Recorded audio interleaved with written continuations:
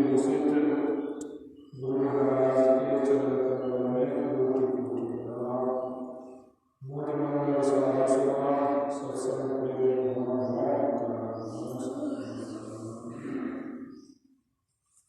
अभी हम लोग रामचरितमानस सांस्कृतिक सप्तम सोपान से पाठ शुरू किए। बहुत पाठ में बहुत बात सुने और हमें सुने। चतुर शिरोमणि तहि जग माही, जे मणि लाग सुजतन करा। संसार में चतुर बनने के लिए सब चाहते हैं, चतुराई करते हैं, बुद्धि अपना लगाते हैं, अच्छी बात। संसार में ज्ञानी बुद्धिमानी जो है उसको लोग सम्मान भी देते हैं, सम्मान भी पाते हैं। लेकिन यहाँ कहते हैं चतुर वही है संसार के विषय वस्तु को संग्रह करने में चतुराई है। संसार के विषय वस्तु को संग्रह कर भी लेते हैं और उसमें चतुराई में लोग झूठ साँच भी बोल करके संग्रह कर लेते हैं, वह संपत्ति अर्जन हो जाता कर लेते। लेकिन यह चिंतामणि प्राप्त करने के लिए संत महापुरुष कहते हैं कि चतुर शिरोमणि तेहि जग माही, जे मणि लागी सुजतन करा। सुंदर यत्न जो करते हैं वही संसार में चतुर कहलाते हैं। सुंदर यत्न क्या है? हम लोग सुन रहे थे कि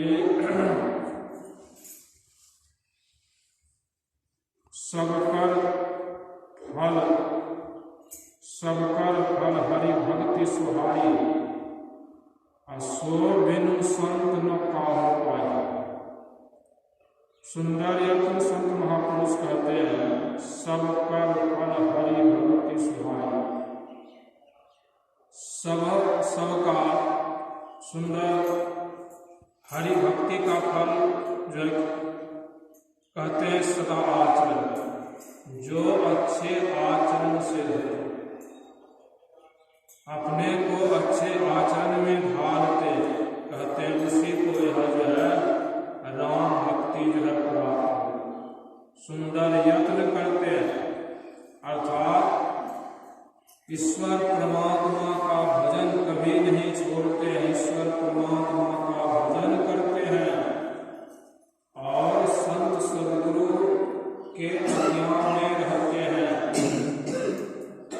गुरु महाराज कहते हैं जान निज भक्त बस रहूं, तो अपने को हरदम पांच पाप से खूब बचाओ। है झूठ नशा दूसरा, तीसर पर के नारी हो, चौथी चोरी, पंचम हिंसा, दिल से नियंगा हो। संत महापुरुष यही कहते हैं अच्छे आचरण सदा आचरण से जो रहते हैं तो उसका फल क्या है? ये सुंदर हरि भक्ति राम भक्ति चिंतामणि उसी को प्राप्त करना है। इसको प्राप्त करने के लिए जिसको यह प्राप्त हो जाता है तो हम लोग बहुत बात उसके निकट काम क्रोध लोभ मोह या सब नहीं जाते, अविद्या अर्थात अज्ञान भी नहीं जाते, अज्ञान भी नहीं जाते हैं। यहाँ तक सुने गरल सुधा सुन अधिहित होए, तेहि मणि बिनु सुख पावन कोई। कहते हैं जिसके प्रभाव से विष अमृत हो जाता है, शत्रु मित्र तुल्य हो जाता है। यह भक्ति का प्रभाव। जैसे हम लोग मीराबाई के संबंध में सुनते हैं, मीराबाई को राणा ने जहर दे दिया पीने के लिए, जहर पीने के लिए दे दिया और कहा भगवान कृष्ण का जो है चंदा अमृत है तथा जहर विष था। वह भगवान के चंदा अमृत जो कहकर जो दिया वह जब उठा लिया पीने के लिए, मीराबाई की जो है ननद थी वह जो है दी थी जाकर, उसको दया आ गया, कहते नहीं हाथ जो है पकड़ लेते भाभी यह जो है 20 हलाहल 20 है। मीराबाई कहते अब जो भी हो लेकिन हम भगवान कृष्ण का चरणामृत का अपमान नहीं जो है करेंगे, मुझे भगवान कृष्ण का चरणामृत कह करके दिए हो, मैं इसको अवश्य पीऊंगी। वह पी ली और जो कुछ नहीं हुआ। यह भक्ति का प्रभाव, जो भक्ति में पूर्ण हो जाते हैं तो विष भी पचा लेती है और पचा लेता है, कुछ नहीं बिगाड़ सकता है। कहने का मतलब है कि यह भक्ति का कितना बड़ा प्रभाव है। भक्ति जो करते हैं, भक्ति में कितना शक्ति है। इसलिए उस परमात्मा में सर्वशक्तिमान परमात्मा जो है, अभी सुने, जो चेतन कहा जर करे जर ही करे चेतन, आस समर्थ रघुनायक ही भजहि जीव ते धन। वह जीव धन्य है जो ईश्वर परमात्मा का भजन करते हैं। लेकिन हम लोग आते हैं सत्संग में, विश्वास नहीं होता है, मन उतना नहीं लगता है जिस तरह से मनोयोग पूर्वक भजन करना चाहिए, उस तरह से मन नहीं लगता है। क्यों? संसार की तरफ देखते हैं लोगों को तो मन उधर झुक जाता है। सत्संग में आते हैं तो यही ज्ञान मिलता है कि वह ईश्वर परमात्मा कैसे सर्वशक्तिमान है, जो उसको एक निष्ठ होकर प्रत्येक दिन भजते हैं, भजन करते हैं। भजन करने का तरीका सदगुरु से लिए हैं। गुरु महाराज भी कहते हैं, नित्य प्रति सत्संग कर ले प्यारा, तेरा कार्य सरे सारा। विश्वास पूर्वक नित्य प्रतिदिन सत्संग कीजिए तो सब जो सत्संग करेंगे उसका कार्य पूरा होगा, तेरा कार्य सरे सब कार्य बनेगा। सत्संग करने से नहीं सत्संग करेंगे तो कबीर साहब कहते हैं, काल रूपी चक्की चले सदा दिवस अगुण सगुण दोई काटना। काल रूपी चक्की चले सदा दिन अनुराग, अगुण सगुण दोई पाटला, तामे जीव पिसाच। यह जीव जो है अगुण और सगुण दो जो है पाटला, जैसे चक्की जाता जो होता है, नीचे में भी रहता है ऊपर में भी रहता है, और उसमें जो भी देते हैं गेहूं चावल जो भी दीजिए, जो है चना दीजिए, कलाई दीजिए, मूंग दीजिए, सब जो पिसे जाते हैं। ठीक उसी तरह यह अगुण और सगुण, संसार में यह एक सगुण जो देखते हैं हम लोग, इसको तो देखते हैं। अगुण जो निर्गुण है, निर्गुण और सगुण दो पाटला, इसी में जीव जो है पिसाते हैं। अर्थात इसी चक्कर में 84 चक्कर में जीव जो है दुख भोगता है, इससे निकल नहीं पाते हैं। निकलेगा कौन? कहते हैं, आसे पासे जोर है निपट पिसावे शोर, किला सहारे जोर है ताकू विघ्न न हो। अगर गुरु के सहारे नहीं, गुरु जीवन में नहीं किए हैं, ईश्वर परमात्मा का भजन नहीं करते हैं, कहते हैं निपट पिसावे शोर। वह यह अगुण सगुण दो पाटला में पीसे जाते हैं। मनुष्य शरीर मिला है, अगर भजन नहीं करेंगे तो 84 लाख योनि में जाएंगे। 84 लाख योनि में एक बार जाने से कहते हैं पौने 200 अरब बरस वहां दुख भोगते हैं। हम लोगों को 10 दिन या 5 दिन बीमार हो जाते हैं तो कितना मुश्किल हो जाता है। 1 महीना हो गया तो साल भर हो गए तो जो है ऐसा मन में होता है मर ही जाते तो अच्छा होता है, कितना दुख होता है। लेकिन वहां कहते पौने 200 अरब बरस जीव दुख भोगता है, दुख भोगता है। संत महापुरुष कहते हैं इस दुख से बचने के लिए किला सहारे जो रहे, अर्थात संत सदगुरु से शिक्षा दीक्षा लेकर के संत सदगुरु ईश्वर परमात्मा का भजन करने का रास्ता बताते हैं। सही सही के किस तरह से भजन हो, भजन करने का रास्ता बताते हैं। हम लोग सुन रहे थे इस भक्ति का भेद जानने वाले भेदिए, कौन भेदिए? मरमी सज्जन सुमति कुदारी, ज्ञान वैराग नयन उर्गारी। इस भक्ति का मर्म जानने वाले सज्जन भेदिए, जो भेद जानते हैं, उसके पास जाना होगा तब वह युक्ति बता देंगे। तो भजन करेंगे तब राम भक्ति चिंतामणि प्राप्त होगा। तब जो है राम भक्ति चिंतामणि प्राप्त हो जाएगा तो अंदर में सब काम क्रोध लोभ समाप्त हो जाएगा। और यह सब अगर मन से अंदर से हट जाए तो कितना शांति जो है अंदर में जो है विराजेगा, विचार सकते हैं। यह सब अंदर से हट जाए, नहीं हो तो मन कितना शांत रहेगा। लेकिन अभी बात बात में क्रोध होता है, क्रोध होता है, लोभ पीछा नहीं छोड़ता है। क्रोध लोभ मोह अर्थात मोह अज्ञान पर यह सब हमारा है, हमारा तो है नहीं कोई। कहते किसके बल हरि नाम विसारा, सब देखन के नाते हैं। हम लोग सबको यह जो है संसार को अपना मानते हैं, लेकिन कहते हैं किसके बल हरि नाम विसारा, ईश्वर परमात्मा का नाम छोड़कर संसार को ही बचते हैं। और संत महापुरुष कहते हैं यह सब काम आने वाला नहीं है। इसलिए कहते हैं उस संत सदगुरु के पास जाइए।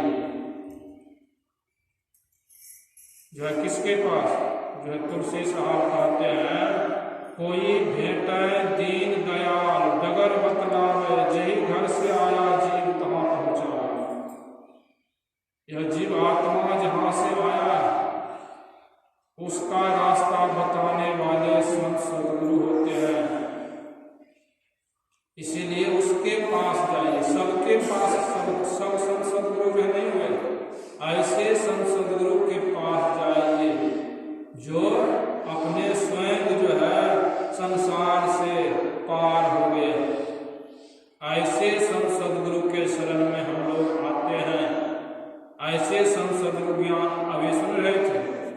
लोग कहते हैं जो है आंख से ऊपर जाइए, चौथी अवस्था। तो गुरु महाराज कहे कि जो है चौथी अवस्था तो हम जो है जाते ही, लेकिन गुरु महाराज कहते वो नहीं जानता चौथी अवस्था कहाँ है। 3 अवस्था स्वाभाविक है, सबको होता है। 3 अवस्था या परमात्मा ने जो बना दिया स्वाभाविक अवस्था है, जागृत स्वप्न सुसुप्ति, यह 3 अवस्था स्वाभाविक जो है सबको होता है। लेकिन चौथी अवस्था आंख से ऊपर मस्तक में जहाँ की कहते हैं दिल का हुजरा साफ कर जाना के आने के लिए, ध्यान गैरों का उसको बिठाने के लिए। वह चौथी अवस्था में वहां जाकर अर्थात आंख से ऊपर जो गुरु युक्ति बता दिए, उस युक्ति से वहां जाते ऊपर जाते तब जो है चौथी अवस्था।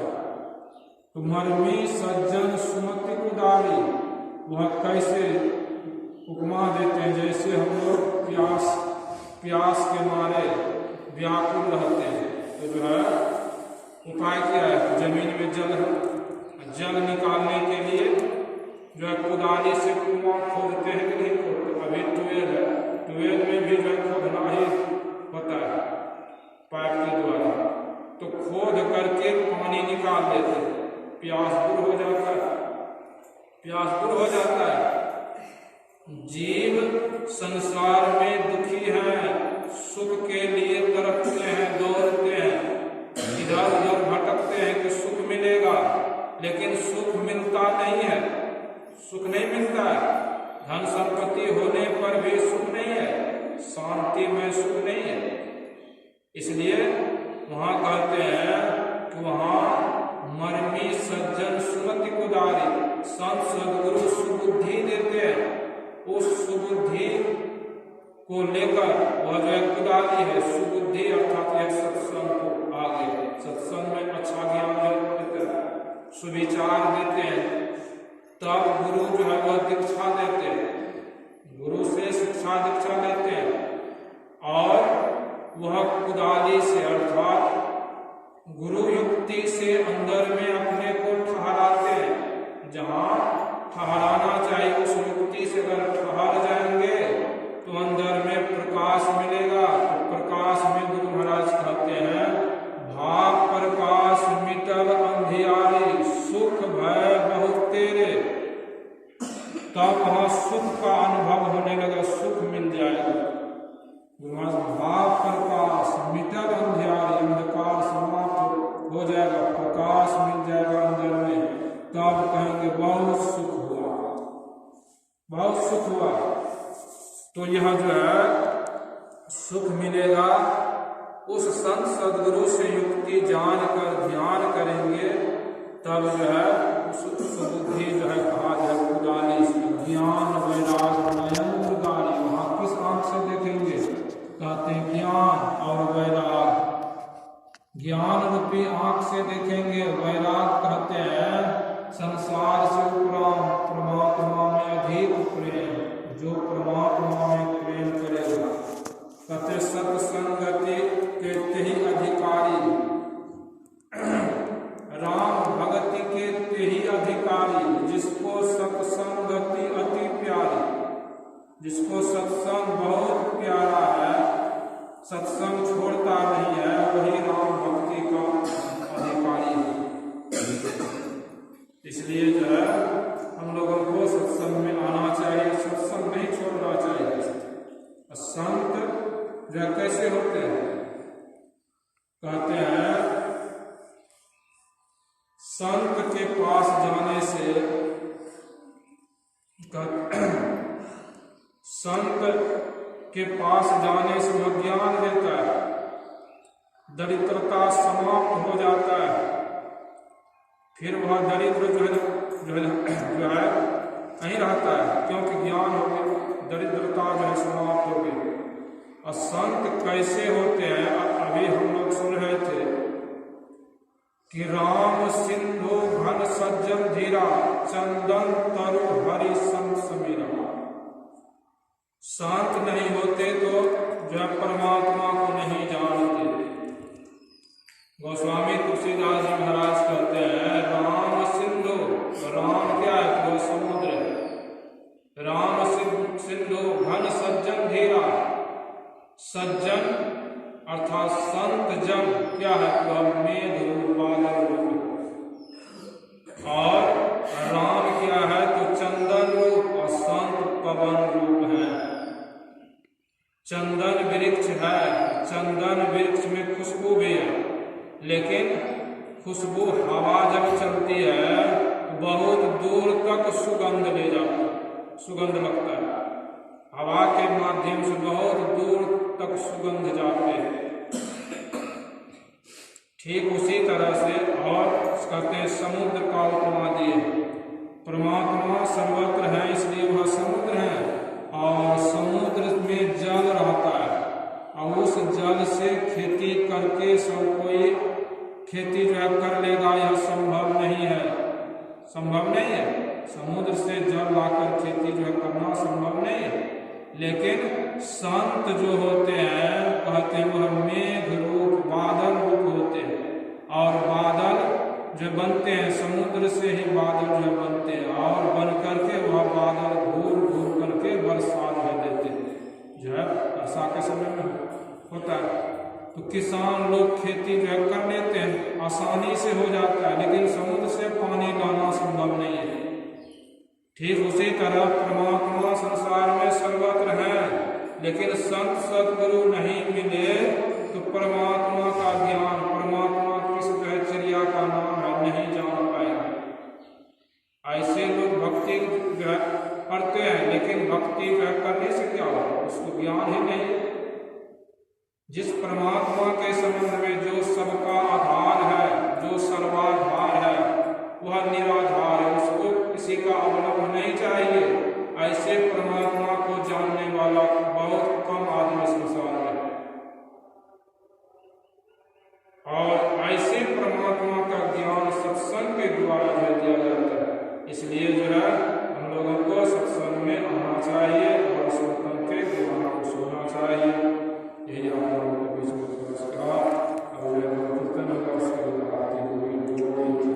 श्री सद्गुरु महाराज की जय।